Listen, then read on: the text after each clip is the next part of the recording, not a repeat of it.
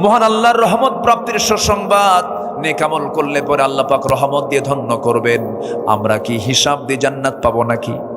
হিসাব দিয়ে জান্নাত পাবো? রহমত দরকার কার? কার রহমত দরকার? আল্লাহর রহমত দরকার। একটা ছোট্ট ইতিহাস মনে পড়ে গেল আমার নবী। ইতিহাসটা সাহাবায়ে কেরামের সামনে একদিন বলছিলেন। সাহাবীদেরকে বলেন, ও সাহাবীরা বলবো নাকি? হুজুর বলেন। রাসূল বলছেন, বনি ইসরাইল যুগে 3 যুবক তারা কোন এক সফরে বের হলো। হঠাৎ করে তাদের সামনে বিশাল বড় ঝড় শুরু হয়ে গেল। সেই ঝড়ের কবলে পড়ে গেছেন এই 3 যুবক। পাহাড়ি এক গর্তের মধ্যে গিয়ে তারা আশ্রয় নিল। পাহাড়ি ঢলটা এত তীব্র থেকে তীব্রতর হলো যে উপর থেকে একটা বড় পাথর এসে ওই গুহার মুখে আটকে গেল। গুহার মুখে আটকার সঙ্গে সঙ্গে পাথরটা এত বড়, নড়ার কোনো কায়দা নাই, মরা ছাড়া কোনো উপায় নাই। ওই সময় 3 যুবক আল্লাহর দরবারে 3 দিক হয়ে রোনাজারি করতে করতে বেকারার হয়ে যাচ্ছেন। রাসূল বললেন, এক যুবক দোয়া করে, আল্লাহ, আমার কাছে একজন লেবার কাজ করতে এসেছিল সকাল থেকে সন্ধ্যা পর্যন্ত, কিন্তু আমি তাকে তার পেমেন্টটা দিতে পারি নাই। বহুদিন পরে সে আমার কাছে আসলো, আমি তার টাকাটা আমি ফেলে রাখি নাই, তার টাকা দিয়ে একটা ছাগল কিনেছি। ছাগল পাল হয়ে গেছে, অনেকদিন পর আসার পর আমি তাকে টাকা না দিয়ে আমি তাকে ছাগল পালটাই দিয়ে দিয়েছি। আমানত রক্ষা করেছে। আল্লাহ, এই ওসিলায় তুমি আমাকে এই বিপদ থেকে বাঁচাও। ওই পাহাড়ের গুহার মুখ থেকে পাথর কিছুটা সরে গেল। জোরে বলেন সুবহানাল্লাহ। আরেক যুবক দোয়া করে, আল্লাহ, চাচাতো বোনের ঘরে ঢুকেছি, আমি জিনা করব। চাচাতো বোন আমাকে প্রস্তাব দিয়েছে, আমি তার প্রস্তাবের সম্মতি দিয়েছি। কিন্তু হঠাৎ করে চাচাতো বোনের আমি যখন রুমে ঢুকে তার 2 উরুর মাঝখানে বসেছি, জিনা করব, এমন সময় বোনটা আমাকে স্মরণ করে দিল, ও ভাই, জিনার কাজে লিপ্ত হয়েও না, আল্লাহ কিন্তু দেখছেন। ওই মুহূর্ত থেকে চট করে আমি বের হয়ে আসছি, তোমার ভয় জিনার কাছে যাই না, আল্লাহ তুমি আমাকে মাফ করে দাও। পাহাড়ের মুখ থেকে পাথরটা আরেকটু সরে গেল। আরেকজন যুবক দোয়া করছে, আল্লাহ, কোন জীবনে তেমন ভালো কাজ করতে পারে নাই, তবে এক রাতে বাড়িতে আসলাম গভীর রাতে, বউটা আমার জন্য গরম 1 গ্লাস দুধ দিল। সেই দুধের জন্য আমার মেয়েটাও পাগল হয়ে গেল, সে খাবে। আমি খেলাম না, আমার মেয়েকেও খাইতে দিলাম না। ওই দুধটা দেখি আমার মার কথা মনে হয়ে গেছে। মার ঘরে গিয়ে দেখি মাটা ঘুম, মাকে ডাকলাম না। শেষ রাত্রে মা যখন জেগে গেছে, দুধটা গরম করে বললাম, মা, তোমার জন্য দুধ এনেছি, তুমি দুধ খাও। আমি না খেয়ে আমার সন্তানকে না খাওয়ায়া আমি আমার মাকে খাওয়ায়া দিয়েছি, মাকে প্রাধান্য দিয়েছি। আল্লাহ, এই বিপদ থেকে আল্লাহ তুমি আমাদেরকে বাঁচাও। এই 3 যুবকের এই প্রার্থনা আল্লাহ রাব্বুল আলামিন মঞ্জুর করে নিয়া সেই পাহাড়ের মুখ থেকে পাথরটা সরায় দিয়ে এই মৃত্যুর হাত থেকে তাদেরকে রেহাই দিয়ে দিলেন। জোরে বলেন সুবহানাল্লাহ। পৃথিবীর সব স্মরণ মাইনাস হয়ে যাবে। ছেলে আমার আপন না, মেয়ে আমার আপন না, বাপ মা ভাই বোন যা কিছু দেখছি সব এগুলো প্রতারণা। একদিন মরে যাব, সব আমাকে ভুলে যাবে, আমিও সবাইকে ভুলে যাব। পৃথিবীর সব কিছু ভুল, পৃথিবীর সব কিছু মুছে যাবে, কিন্তু যিনি আমাকে কখনো ভুলবেন না, ভুলতে পারেন না, তিনি কখনো আমাকে ছাড়বেনও না, তিনি আমার, চিল্লায় বলুন কে? আমাকে বেশি সবচেয়ে ভালোবাসেন কে? চোখ চালায় দেন কে? কান চালান কে? মুখ চালান কে? হাতটা চালান কে? পাটা চালান কে? এই বডির মধ্যে যে রক্তগুলো আছে, রক্তগুলো সুন্দর করে ছাকায় দেন কিডনি দিয়া, তিনি আমার কে? মালয়েশিয়া সফর ছিল, এক বন্ধু আমার, নাম মমিন নাম। সালাম দিলাম, বন্ধু কেমন আছো? হাতটা ধরি, দেখি কবজির এখানে একটা মেশিন লাগানো। বললাম, বন্ধু, এটাকে মেশিন এখানে কেমন যেন করে, কি হয়েছে? সে কেঁদে ফেললো। কেঁদে ফেলে বলছে, শত শত কোটি টাকার মালিক আল্লাহ পাক আমাকে বানিয়েছেন, কিন্তু 2টা কিডনি আমার নাই। আমি আল্লাহকে বলি, আল্লাহ, সব সম্পদ তুমি আমার থেকে নিয়ে নাও, কিডনি 2টা ভালো করে দাও। সপ্তাহে তাকে 4 দিন হসপিটালে যেতে হয়, কিডনি ডায়ালিসিস করার জন্য যেতে হয়, ডায়ালিসিস মেশিনে নিতে হয়। রক্তগুলো ডায়ালিসিস না করলে সে মরে যাবে। যা কিডনি করে তা দুনিয়ার মেশিন দিয়ে করতে হয়। দুনিয়ার মেশিন, ডায়ালিসিস মেশিনটার ওজন হলো 100 কেজি। আর আল্লাহ রাব্বুল আলামিন তার চেয়ে উন্নত মানের মেশিন দিয়েছেন আমাদের দেহের মধ্যে 2টা। একটা দিলেও চলতো, 2টা কিডনি দিয়েছেন। 2টা কিডনির ওজন হলো মাত্র 200-400 গ্রাম। আর ডায়ালিসিস মেশিনের ওজন হলো 100 কেজি। আল্লাহ পাক 200 গ্রামে যা দিয়েছেন, আর বান্দার 100 কেজিতেও তাও নাই। জোরে বলেন সুবহানাল্লাহ। যদি এমনটা হয়ে যেত, যদি এমনটা হতো, আল্লাহ আমাকে দুনিয়া থেকে পাঠায়া দিলেন, যা তুই দুনিয়াতে যা, এরপর আকাশ থেকে 100 কেজি 2টা কিডনি পাঠায়া দেব। ধানের বস্তা নেব না কিডনির বস্তা নেব? কত বেকায়দা হয়ে যেত। আল্লাহ বলছেন, বান্দারে এমন সুন্দর করে সৃষ্টি করেছি, তোর বডির মধ্যে সব প্ল্যান করে সুন্দর মতো ব্যালেন্স করে বানায় দিয়েছি। আল্লাযী খালাকাকা ফাসাওয়াকা ফাআদালাক। আল্লাহু আকবার। এই যে চোখ, এই যে কান, এই যে নাক, এই যে গলা, ইএনটি ডাক্তারের কাছে যান নাটোরে, একটা নাকের ডাক্তার, কানের ডাক্তারের কাছে গিয়ে বসেন। ডাক্তার যদি আপনাকে বোঝানো শুরু করে, পদ্মা, মেঘনা, যমুনা যত বড়, তার চাইতে বড় আল্লাহ পাক এই চোখ কান নাক বানায় দিয়েছেন। জোরে বলেন সুবহানাল্লাহ। এই চোখের মধ্যে আল্লাহ পাক শুকনা করেছেন না ভিজা করে দিয়েছেন? শুকনা। চোখের পানি আসে না নাই? এটা কি এক সময় না সব সময়? সব সময় চোখের পলক পড়ছে, প্রতি মিনিটে 15 থেকে 20 বার, আর পানি পড়ছে। এই পানির পরিমাণটাও লিমিট করেছেন, বেশি হলে রোগ হয়ে যায়, আবার কমও হওয়া যাবে না। আল্লাহ রাব্বুল আলামিন ব্যালেন্স করে চোখের পেছনে মেশিন সেট করেছেন। প্রতিদিন 24 ঘন্টায় বান্দার চোখ থেকে 1 মিলিলিটার চোখ থেকে পানি বের করে দেন। মিঠা পানি না লবণ পানি? লবণ পানি দিয়ে দেন। তাহলে লবণ করার জন্য মেশিন আছে না নাই? আছে। আবার কানের মধ্যে চলে যান, কানের মধ্যে ময়লাগুলো আছে, এই ময়লা কিন্তু সেই ময়লা নয়। সকল কানের ডাক্তাররা কিন্তু এই ময়লাটা সাফ করতে নিষেধ করে। অযথা কানে হাত দিবেন না, আল্লাহ রাব্বুল আলামিন এটা ময়লা দেন নাই। এই জিনিসটা দেওয়ার কারণ হলো, কানের ভিতরে রাতের বেলা আপনি ঘুমাতে গেছেন, যদি কোনো হঠাৎ করে কোনো পিঁপড়া পোকামাকড় যদি ঢুকতে নেয়, কানের ময়লাকে আল্লাহ রাব্বুল আলামিন তিক্ত করে দিয়েছেন। চোখের পানিকে লবণ করেছেন, কানের ময়লাকে তিক্ত করে দিয়েছেন। যদি তিতা না হয়ে যদি মিষ্টি হতো, ঘুম পাড়তে না আপনার পিঁপড়া যেত কানে, পিঁপড়া যেত। কান সাফ করবেন না, ঘুম পারবেন? যদি কোনো পিঁপড়া হঠাৎ করে যদি ভুল করে ঢুকেও যায়, সঙ্গে সঙ্গে যখন দেখে খাবারটা তিতা, না কাম হবে না, বেলাইন চলে আসি, ব্যাক করে। সুবহানাল্লাহ বলবেন না? কানকে সিকিউর করলেন, চোখকে নিরাপত্তা দিয়ে দিলেন, চোখকে হেফাজত করলেন, ভাইরাস থেকে বাঁচার জন্য লবণ দিয়ে দিলেন। ভাইরাস যেখানে লবণ থাকে সেখানে কোনো ভাইরাস থাকে না, কোনো জীবাণু সেখানে বসবাস করতে পারে না। চোখটা সেফ, কানটা সেফ। এবার আপনি আসেন জিহবার কাছে। জিহবাটা আল্লাহ রাব্বুল আলামিন জোয়ারের মধ্যে রেখে দিয়েছেন। জোয়ার না ভাটা? জোয়ারে রেখে দিয়েছেন। আপনার সামনে যদি একটা তেঁতুল সামনে রেডি করা হয়, লাভ মেরে বের হয় ভিতর থেকে, একদম মানে কি লালা। কেমনে, কেমন করে যায়, কেমন করে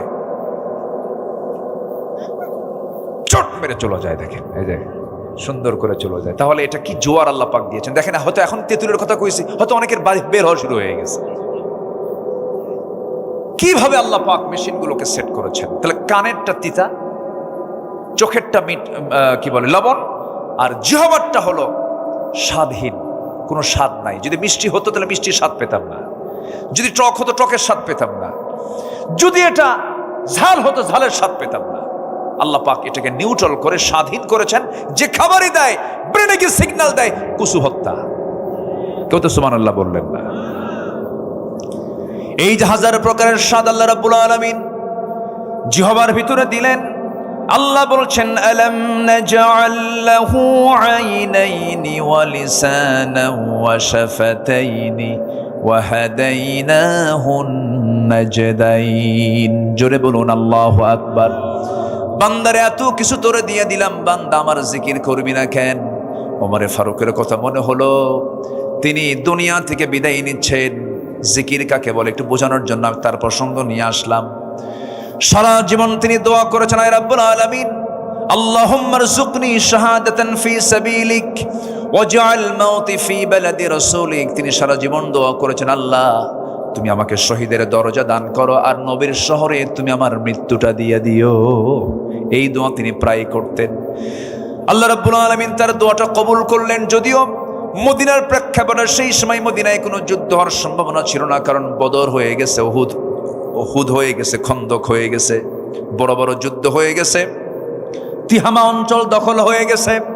এখন যুদ্ধ হলে দেশ বিজয়ে যুদ্ধ হবে, কিন্তু মদিনার আশেপাশে কোনো যুদ্ধ লাগবে না। কিন্তু তিনি দোয়া করতেন, আল্লাহ তুমি আমাকে মদিনায় মৃত্যু দিও, শহীদে মওত দান করো। আল্লাহ পাক তার এই দোয়াটাই কবুল করলেন। তিনি করলেন কি, কোন এক ফজরে তিনি নামাজ পড়তে গেলেন। ওমরে ফারুক নামাজ পড়তেন না পড়াতেন? বলেন, পড়তেন না পড়াতেন? তিনি দেশের নাগরিক ছিলেন না শাসক ছিলেন?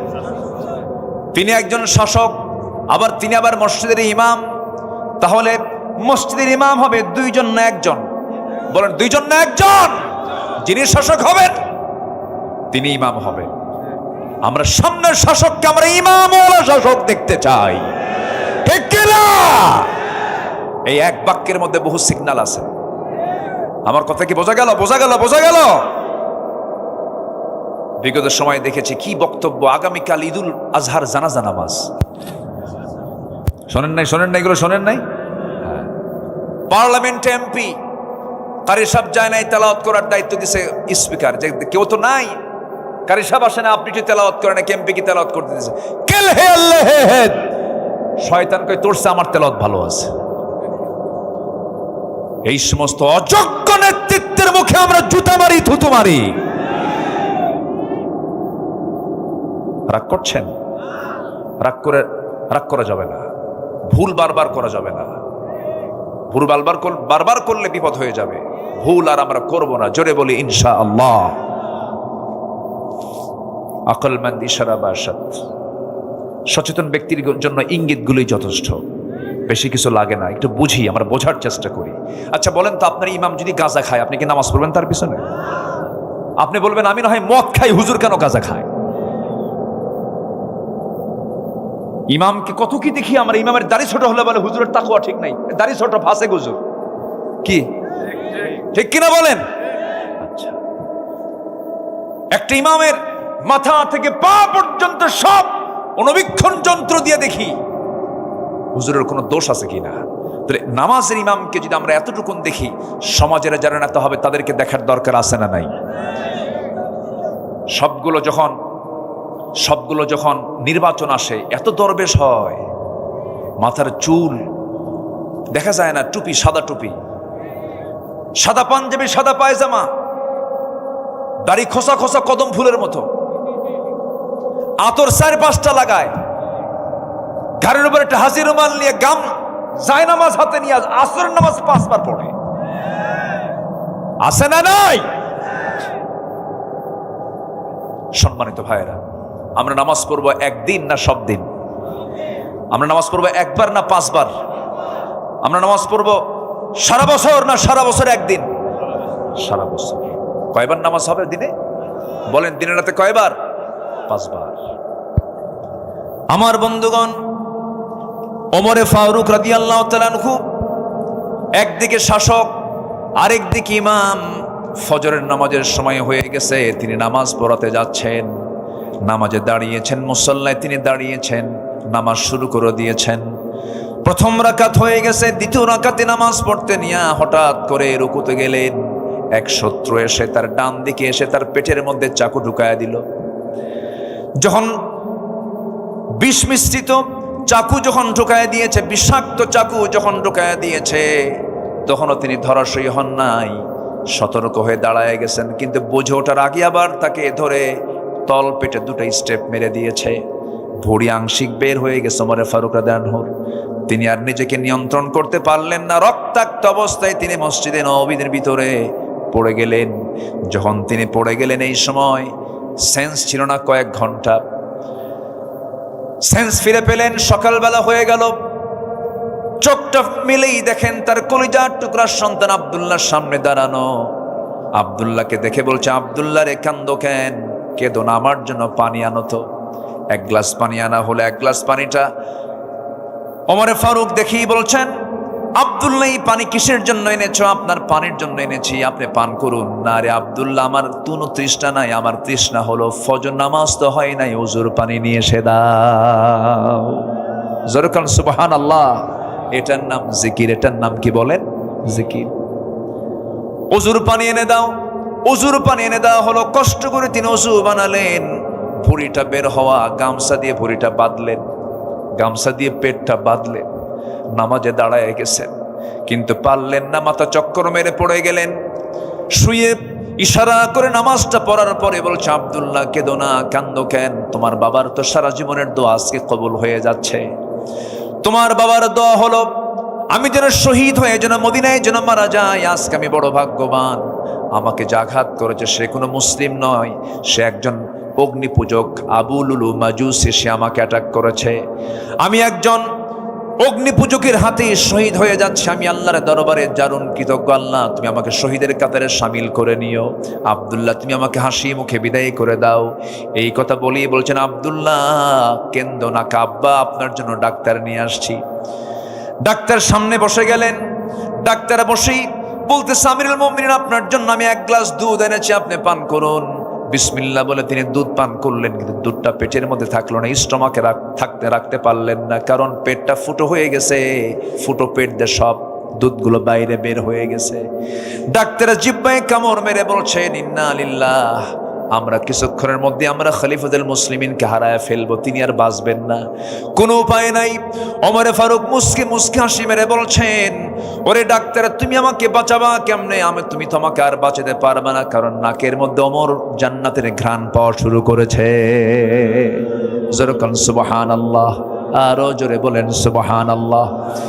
সাইয়েদনা ওমর ফারুক রাদিয়াল্লাহু তাআলা আনহু এরপরে বলছেন, আব্দুল্লাহ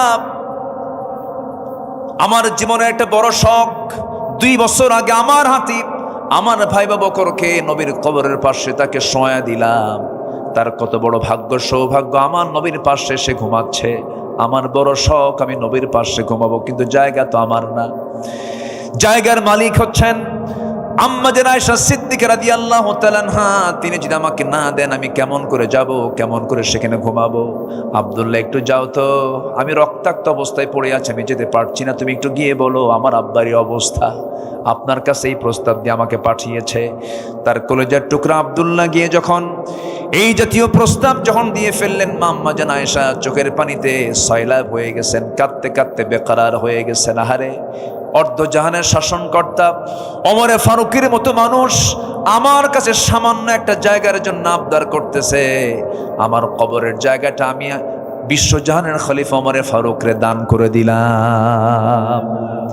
আমার বন্ধুগণ, এই ছোট্ট ইতিহাস থেকে আমি যে বিষয়টা বোঝাতে চাচ্ছিলাম, যত কিছুই হোক না কেন সবাইকে ভুলবো, কিন্তু ভুলবো না যাকে, তিনি আমার। চিল্লায় বলুন কে? কাকে ভোলা যাবে না? সবচেয়ে শ্রেষ্ঠ সৎ আমল, নেক আমল হলো এই নেক আমলটা। আল্লাহকে যদি জিকির করি, আল্লাহকে যদি স্মরণ করি, আল্লাহর আইন কানুন যদি মেনে চলি, আমার দ্বারা কখনো খারাপ কাজ হতে পারে না, আমার দ্বারা কোনো অন্যায় কাজ হতে পারে না। কারণ আমার জীবনের সবচাইতে বড় রাজসাক্ষী যিনি, তিনি আমার কে? আমার অন্তরের খবরটাও রাখেন কে? আল্লাহ তাআলা। কোরআনের আলোকে এই নেক আমলের 10টা শ্রেষ্ঠ ফলাফল একটাও এ পর্যন্ত বলি নাই, নাম্বার 1 একটু শিখে নেই। আল্লাহ রাব্বুল আলামিন বলছেন, যারা সৎকর্ম করে দুনিয়া থেকে বিদায় নেবে তাদের 1 নম্বর ফলাফল হলো আল্লাহ তাদেরকে ভালোবাসবেন। যেরকম সুবহানাল্লাহ। তাহলে আল্লাহর ভালোবাসা পাওয়ার জন্য কোন আমল লাগবে বলেন? বা বলেন সৎ আমল না বদ আমল? বনের সম্পত্তি মেরে খাওয়া ভালো কাজ? এই এলাকায় কি বনের সম্পত্তি মেরে খায়?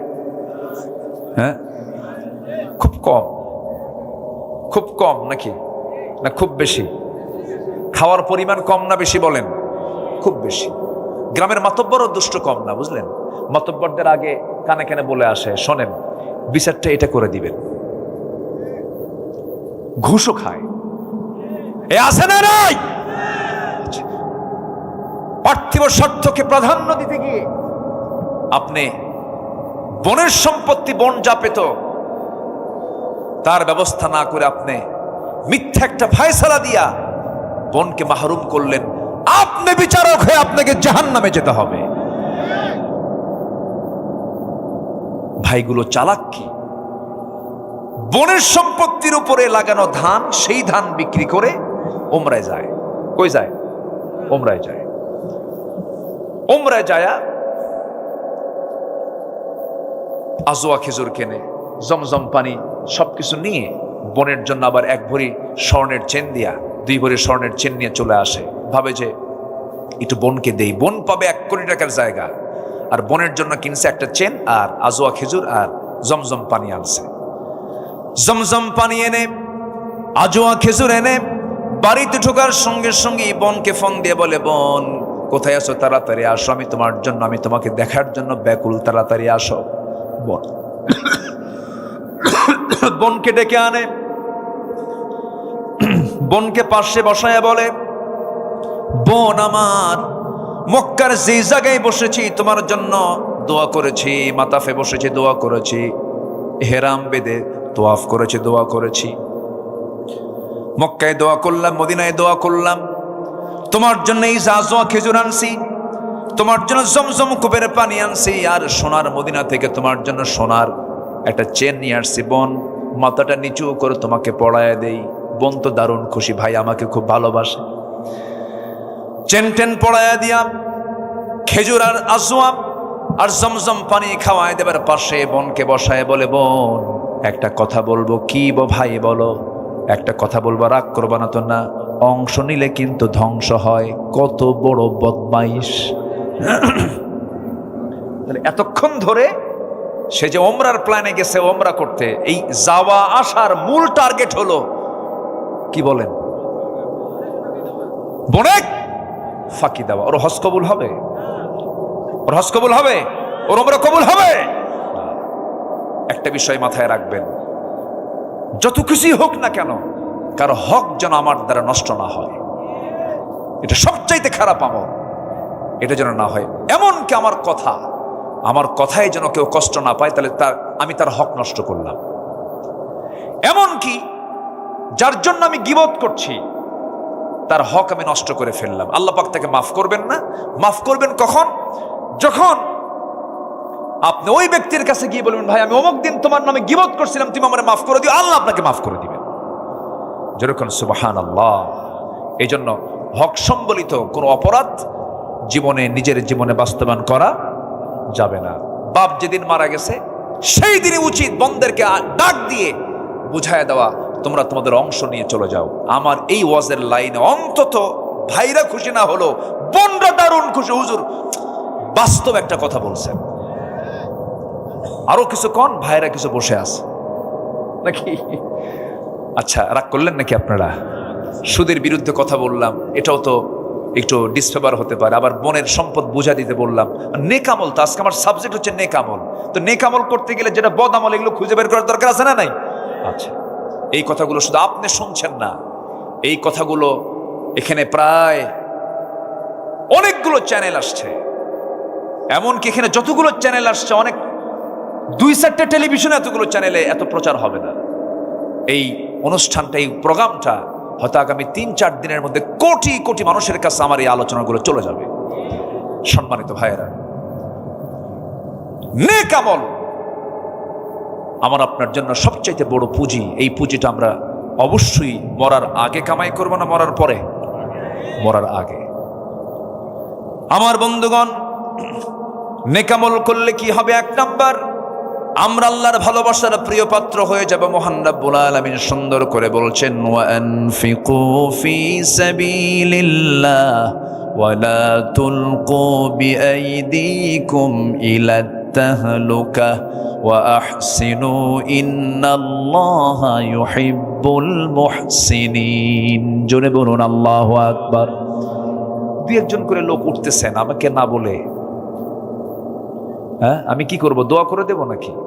যে যাচ্ছেন কেন? রাতও হয়ে গেছে বেশি, একটু বসেন। আমি সবার কাছে করজোরে মিনতি জানাই, একদম বিনীত সুরে আমি বলতে চাই, দয়া করে আর কেউ উঠবেন না। আপনি ওঠা মানে কি জানেন? মাহফিলের শৃঙ্খলা কি রক্ষা হলো না ভঙ্গ হলো? ভঙ্গ হয়ে গেল। এটা কিন্তু খেলাফ, আদবের খেলাফ। আমি যোগ্য কেউ না, আমি নিজেকে খুব আমি মনে করি আমি অযোগ্য, আমার সেই যোগ্যতা নাই, নগণ্য হলাম আমি আল্লাহর। কিন্তু আমাকে আপনারা চেয়ারে বসায় দিয়েছেন, তাহলে আমি এই মঞ্চে বসে আছি, আমি কথা বলছি। বলুন তো উচিত কার আগে ওঠা? আপনার আগে ওঠা না আমার আগে ওঠা? বলেন তো। আমার আগে উঠতে হবে। আমি যখন উঠবো তখন আপনি উঠবেন, এটা হচ্ছে আদব। এটা কি বলেন তো? আদব।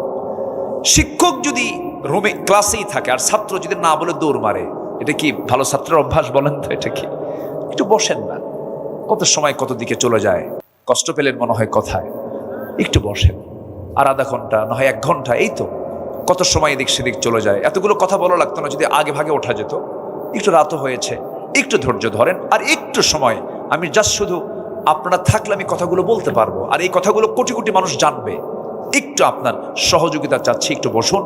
পড়ন, একদম অনেক গভীর রাত হয়ে গেছে, আপনাদের কষ্ট হচ্ছে আমি জানি, একটু আমাকে সময় দেন প্লিজ। আমি আর এই ব্যাপারে আর জোর দাবি করব না। আশা করি আমার কথাটা আপনারা শুনবেন ইনশাআল্লাহ।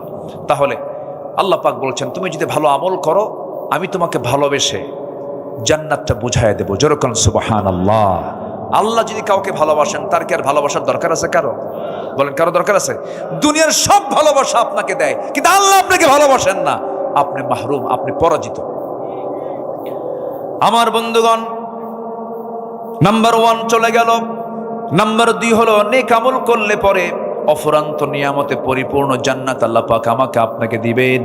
ওয়াবাশশিরিল্লাযীনা আমানু ওয়া আমিলুস সালিহাতি আন্না লাহুম জান্নাতিন তাজরি মিন তাহতিহাল আনহার। জোরে বলুন আল্লাহু আকবার। আল্লাহ রাব্বুল আলামিন যেখানে জান্নাতের বর্ণনা করেছেন সেখানেই জান্নাতের নহরের কথা বলেছেন। জান্নাতের মধ্যে 4টা ঝর্ণা থাকবে। কয়টা ঝর্ণা বলেন? 4টা ঝর্ণা। মধুর ঝর্ণা,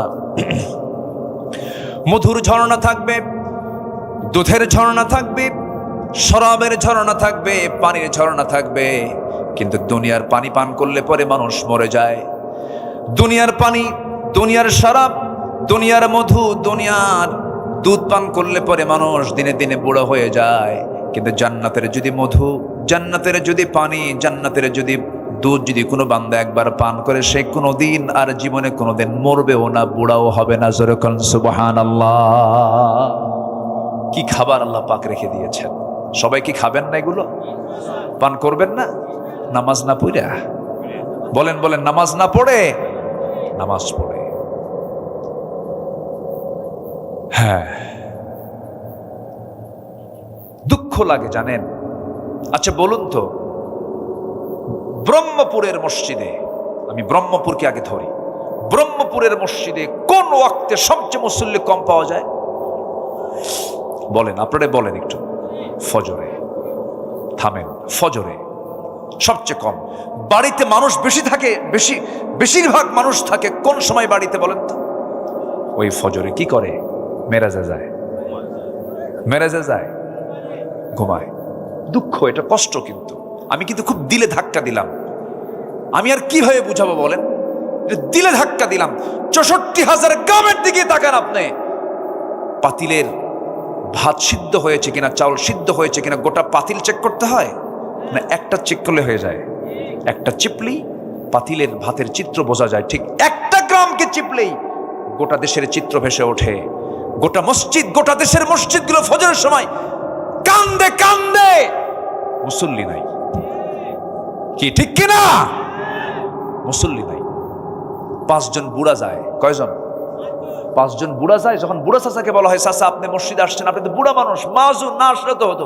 বাবা আমিও আসতাম না, বুড়ি নাই তো এই জন্য আসছে। বাস্তব, এটা বাস্তব। যেদিন ব্রহ্মপুর আপনার গ্রামের ফজরের মসজিদের মুসল্লি, ফজর নামাজের মুসল্লি জোহর, আসর, মাগরিব, এশার চাইতে বেশি হবে, আমি হলফ করে বলে যাচ্ছি, সেই দিন থেকে আপনার গ্রামে কোনো চুরি, জেনা, মদ, নেশা, আকাম কুকাম সব বন্ধ হয়ে যাবে। তাহলে একটা ডিউটি আমরা আজকে এখান থেকে নিয়ে যাই, সেটা হলো গ্রামে ফজরের মসজিদ আমরা মুসল্লি দিয়ে মসজিদ ভরায় ফেলব। সিদ্ধান্ত কি নেওয়া যায়? সিদ্ধান্ত কি নেওয়া যায়? আপনার গ্রাম ফজরের মসজিদে, আপনার গ্রামের মসজিদ ফজরে মুসল্লিতে ভরে যাক। সবাই কি চান? কারা কারা চান দেখি? কারা কারা চান?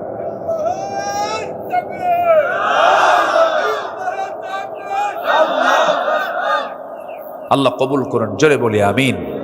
আরো জোরে আমিন, আরো জোরে আমিন।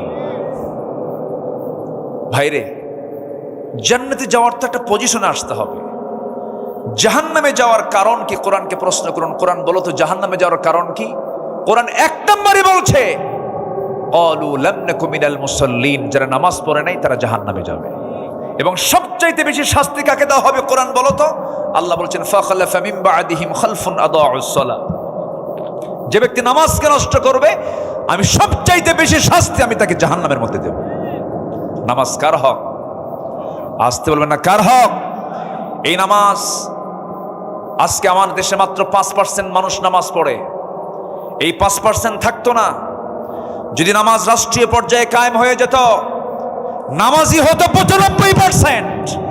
অতএব সেই নামাজ রাষ্ট্রীয় পর্যায়ে কায়েম হোক। সবাইকে চান? চান কারা কারা? হাত উঁচু করে দেখান মুসলমান।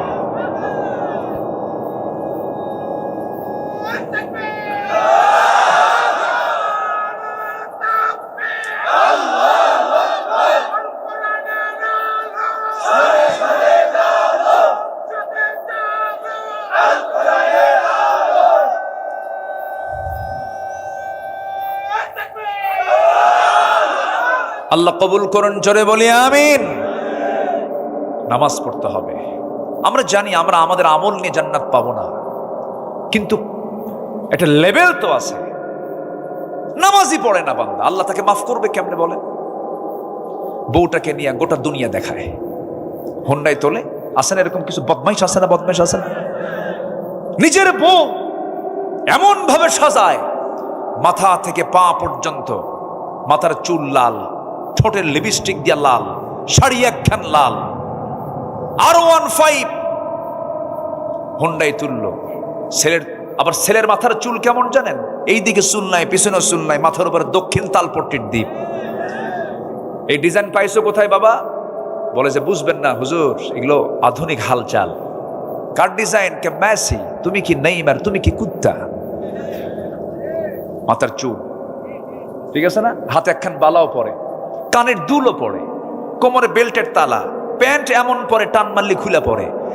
নাভির উপরে হচ্ছে প্যান্ট পরার নিয়ম, সেই নাভির নিচে, এত নিচে সীমান্ত বর্ডার, যে কোনো মুহূর্তে অ্যাক্সিডেন্ট ঘটতে পারে। এই হচ্ছে প্যান্টের দশা। আর প্যান্ট নতুন কিনে আনে হাঁটু ফাটা।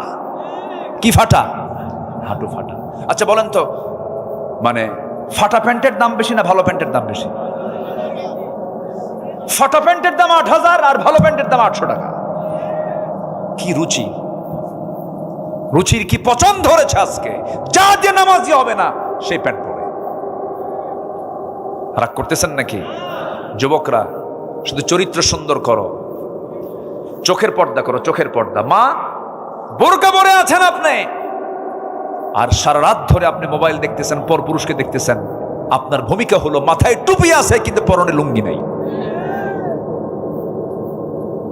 কে রাগ করতেছেন নাকি আপনারা? বলেন তো, বোরকা আগে দরকার না চোখের পর্দা আগে দরকার? চোখ, চোখ, চোখ, চোখ। এই দুনিয়ার সবচেয়ে এখন বড় গুনাহ কি দিয়া বলেন? গোটা দুনিয়ার মানুষ এখন কিসের দিকে তাকায় আছে? স্মার্টফোনের দিকে। গুনাহ করাচ্ছে। ফোন যদি আপনাকে চালায়, আপনার ফোন ব্যবহার করা হারাম। আপনি ফোনকে চালাবেন জায়েজ, কিন্তু ফোন আপনাকে চালায়, ওই ফোন ব্যবহার করার দরকারই নাই। কি আমার কথায় কি একমত? আপনারা একমত? এই কথা কি বলার দরকার আছে? যুবকরা এগুলো করো না। তুমি লুকায় লুকায় কি করো? কেউ দেখে না। কে দেখেন? আল্লাহ দেখেন। তুমি ভাবতেছ আমি লুকায় লুকায় দেখতেছি। পর্নোগ্রাফিতে আসক্ত হইও না। তোমার ফ্রন্টাল সেলগুলো সব নষ্ট হয়ে যাবে, যৌবন ধ্বংস হয়ে যাবে। বাস্তবতার সঙ্গে এগুলোর কোনো মিল নাই, এগুলোর দিকে যাবা না। আমার বন্ধুগণ, ছোট্ট ছোট্ট বাচ্চাদের হাতে মোবাইল দিয়ে দেয় মা, গেমসগুলো দেখায়, খেলাগুলো দেখায় আর খাওয়ায়। এই ফোন কত ধ্বংস করে দিয়েছে পরিবার। কার বউ কে নিয়ে শুয়ে থাকে? কি ঠিক কিনা বলেন? লাইন ধরবো একটা, কার লাইন? আর মোবাইলের মধ্যে কত Line, Messenger, imo Line, WhatsApp, Viber, Instagram, Kurigram. কি ঠিক আছে না? সব লাইন বাদ, আল্লাহর লাইনকে ধরতে হবে। আকাম কুকাম করা যাবে না। বিয়ের প্রয়োজন হয়ে যাবে, জেনার কাছে যেও না। পিছন ধরে দরজা দিয়ে যাও না। লুকালুকি কোনো কিছু করতে যেও না। বিয়ের প্রয়োজন সুন্দর করে বলে ফেলো, বিয়ের প্রস্তাব দিয়ে দাও। আব্বাকে বলো আব্বা বিয়ে করাও। কিন্তু কিছু কিছু বেকুব বাপ আছে, নিজের ফায়দা না। এই এখানে জোরে কে কইল ওর বিয়ে করা দরকার তাড়াতাড়ি? কি ঠিক কিনা? বাপরা বোঝে না, মারা বোঝে না বিয়ে যে কত বড় জরুরি জিনিস।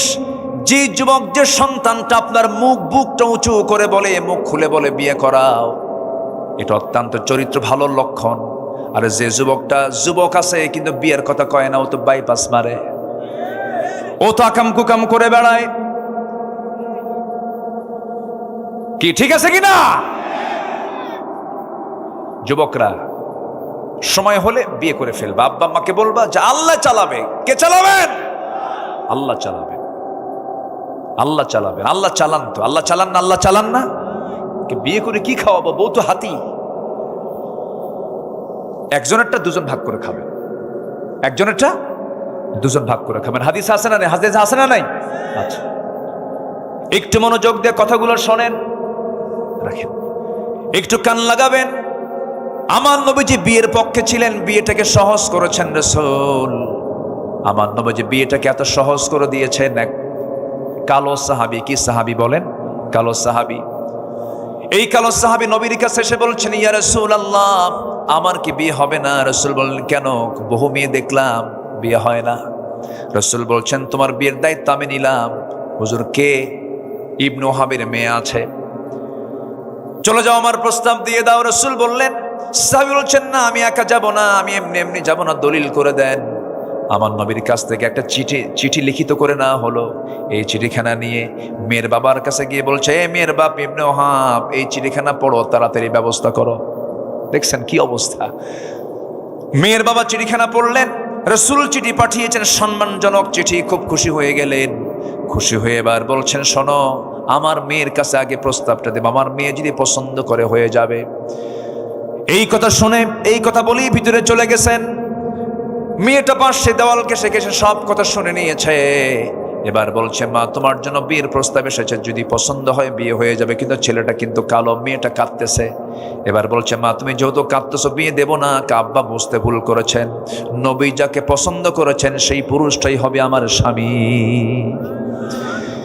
ওই মহিলাটা দারুণ সুন্দরী ছিলেন, কিন্তু কালো ছেলে রাসূল পাঠায়া দিয়েছেন, তিনি তাকেই পছন্দ করে ফেলেছেন।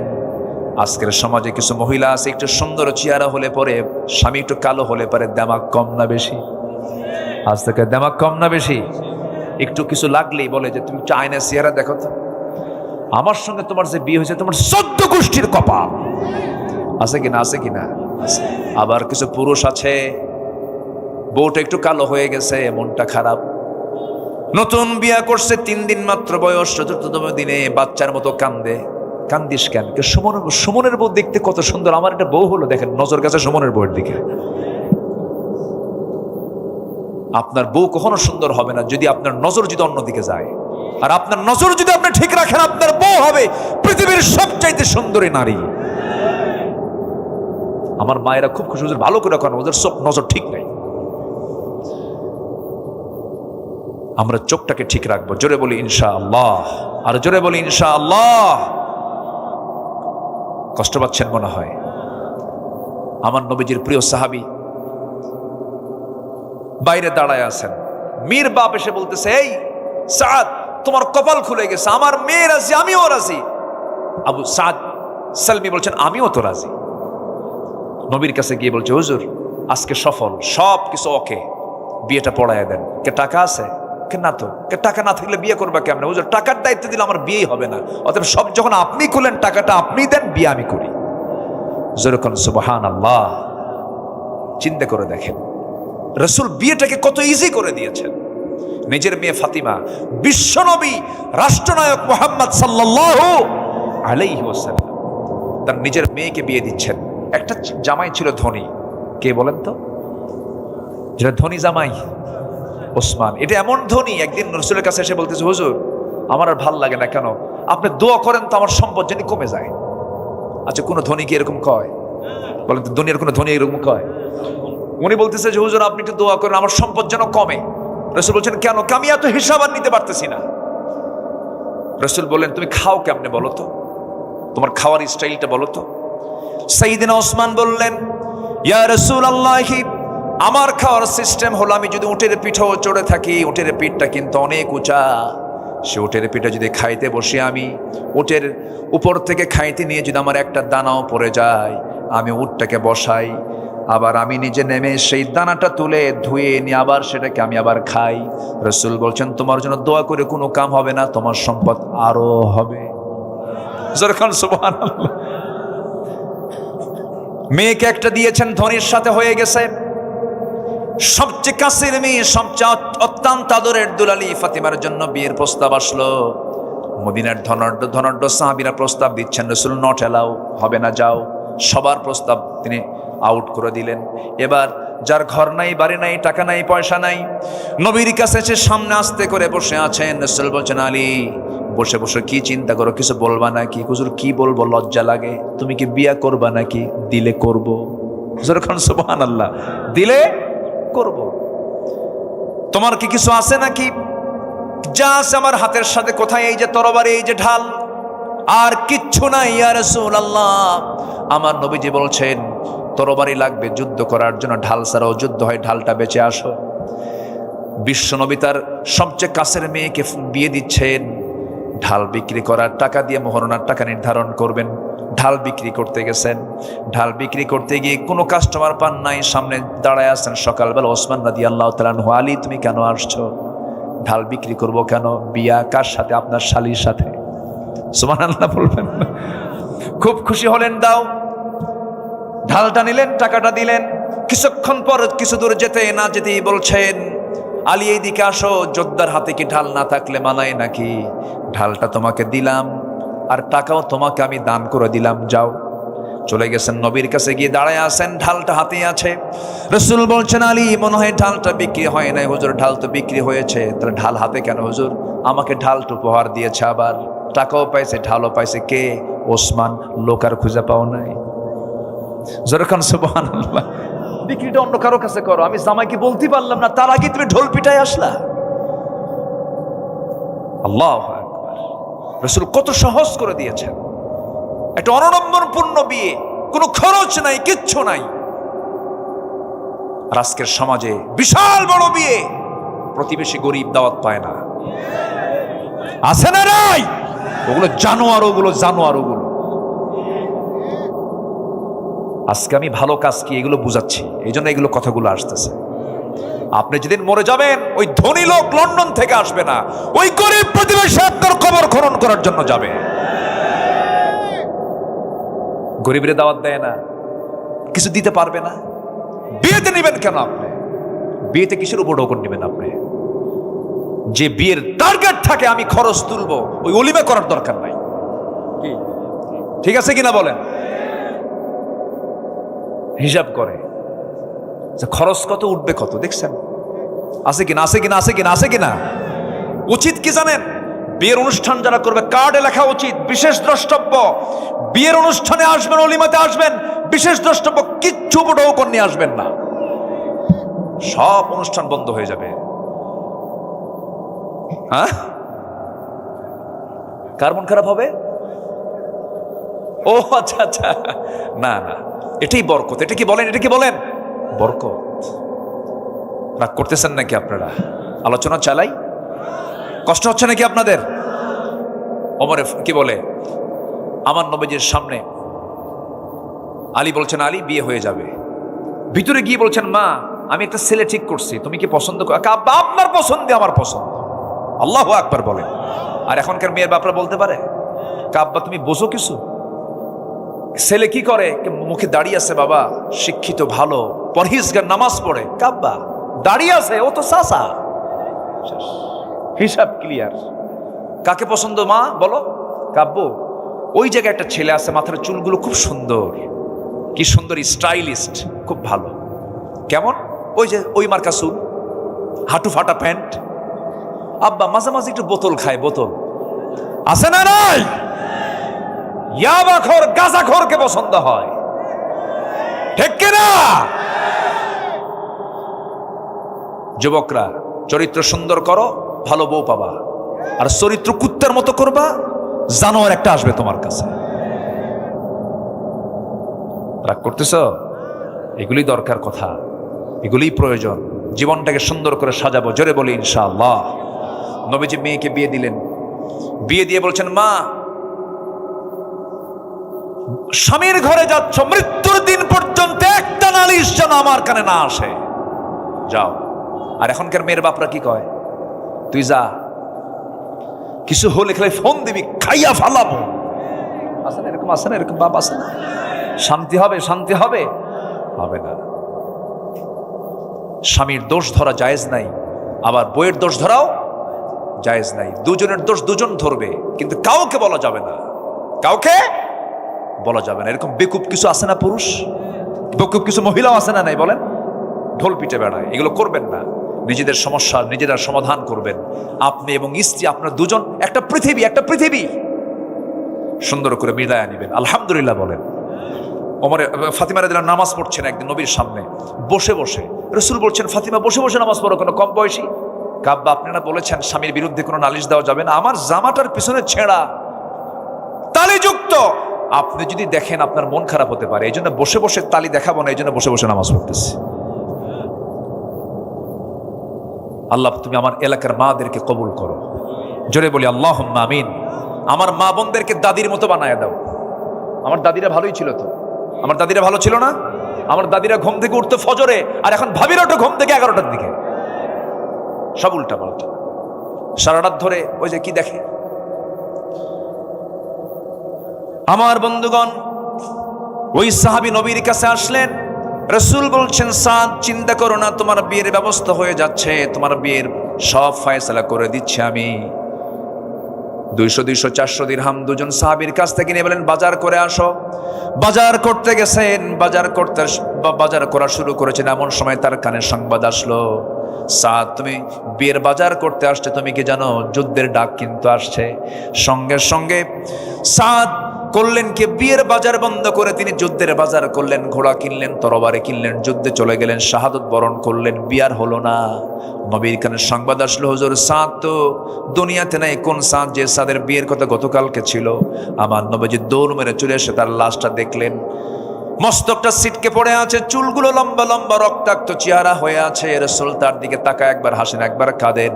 সাহাবীরা বলছেন, হুজুর আপনি এমন করছেন কেন? রাসূল বলছেন, আমি সাদের ব্যাপারে আমি এই জন্য কান্দি, আমি সাদের সব আয়োজন সম্পূর্ণ করলাম, কিন্তু সাদ তো বিয়ে করতে পারলো না, এই জন্য কান্দি। আর সাদের দিকে আমি তাকাই, এই জন্য হাসতেছি। আমি আমার নিজের চোখে দেখতে পেতেছি জান্নাতের হুররা তাকে টানাটানি করে জান্নাতের দিকে নিয়ে চলে যেতেছে। জোরে কান সুবহানাল্লাহ, আরো জোরে বলেন সুবহানাল্লাহ। আমার ভাইয়েরা, কথার তো কোনো থা নাই, বহুদিকে কথা চলে যায়। সবচাইতে বড় বিষয় হলো আমার জীবন থেকে হারাম কাজগুলোকে আমরা মাইনাস করব, হালাল কাজগুলোকে ইনক্লুড করব, হারাম কাজগুলোকে মাইনাস করে ফেলবো। ভালোবাসবেন কে? আসতে ভালোবাসবেন কে? আমরা কি জেনার পক্ষে না বিয়ের পক্ষে? সুদের পক্ষে না জাকাতের পক্ষে? বলেন বলেন বলেন, কিসের পক্ষে? জাকাতের পক্ষে। বেনামাজ না নামাজ? বেনামাজ না নামাজ? সুদ না জাকাত?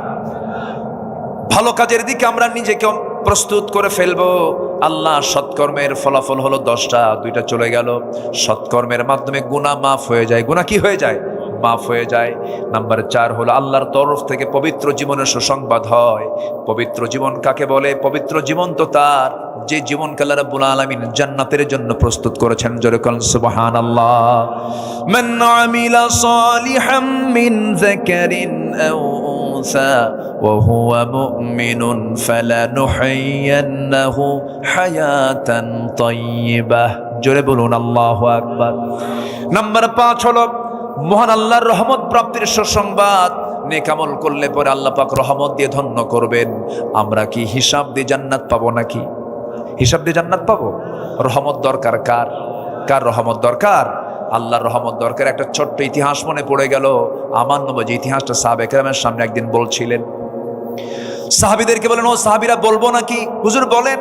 রাসূল বলছেন, বনি ইসরাইল যুগে 3 যুবক তারা কোন এক সফরে বের হলো। হঠাৎ করে তাদের সামনে বিশাল বড় ঝড় শুরু হয়ে গেল। সেই ঝড়ের কবলে পড়ে গেছেন এই 3 যুবক। পাহাড়ি এক গর্তের মধ্যে গিয়ে তারা আশ্রয় নিল।